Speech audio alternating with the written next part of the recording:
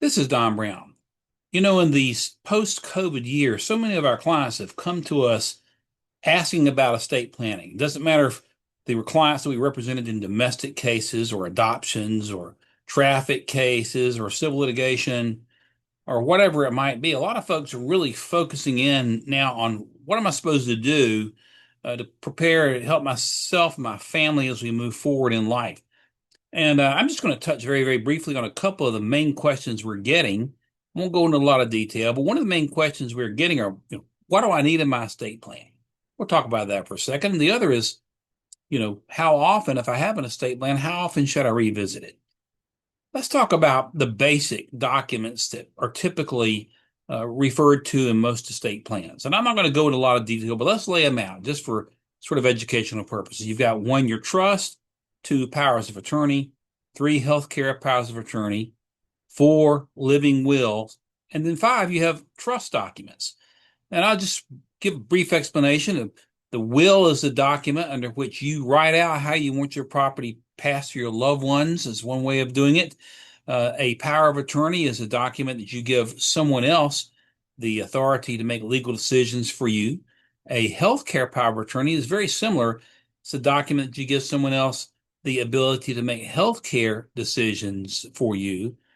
A living will is something that became popular in the last 50 years, starting with the Karen Ann Quinlan case and Terry Schiavo case. Some folks want living wills so that if they are ever on, respirators or other types of life support medical care that really is not going to save their life, they would like to have that removed. That's called a living will. And then there are trusts, and there are two types of trust, and we'll do separate, um, you know, videos on each one of these documents. So I'm not going to go into too much detail, but we have basically what we call a revocable living trust, and we have an irrevocable trust. Now, there are other types of trust also. It can get complex, but I don't want to overdo it. Revocable living trust is something that you can use to help your property escape the probate process altogether. An irrevocable trust is very similar, but it gives some additional protections for, in case you get sued in a lawsuit or somebody tries to come after your property or protect it, you can use an irrevocable trust. So those are the five basic documents that we talk about in estate planning. One, wills, two, trust, three, powers of attorney, four, healthcare powers of attorney, and five, living wills. I might not have done that in the same order that I gave them to you a moment ago, but those are the five. And we'll do some videos on every one of these to kind of like explain them in more detail coming up. The second question, though, is this, and we get this from existing estate planning clients, who already have an estate plan, and even from folks who don't yet have an estate plan, and everybody should have one. And that is, how often should I revisit my estate plan?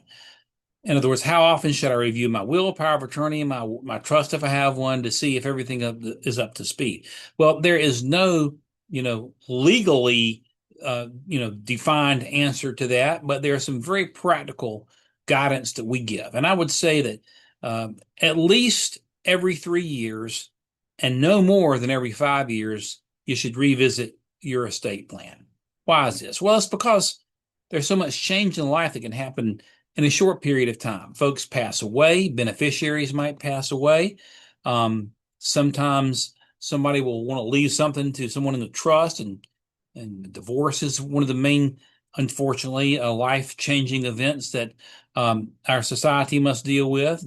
Sometimes, you may want to leave something to a beneficiary, that somebody who receives property, and that beneficiary has changed their attitude about you. You want to make an adjustment there. Sometimes folks make a lot more money and they got to figure out how to protect it. Sometimes folks, unfortunately, lose money in bankruptcy, which changes how the estate plan should work. And so we say every 3 to 5 years, you should do a review of your estate plan. But everybody should have an estate plan, and it should really start with the, consideration of the five basic documents that I started with at the beginning of this video: wills, living will, power of attorney, healthcare power of attorney, and trust. And we're happy to help you with your estate plan needs. If you have questions, you can call our office at 704-542-2525. Of course, I'm licensed in both North and South Carolina. We have clients all over both states. Or you can email me if you like at don@brownattorneys.com. That's don@brownattorneys.com. BROWNATTORNEYS.com. We'll put that up on the screen for you. Anyway, again, this has been Don Brown. Thank you so much for the opportunity to speak just a few minutes. We'll look forward to following this up with some more informative videos, hopefully that will be helpful. Thank you, and God bless.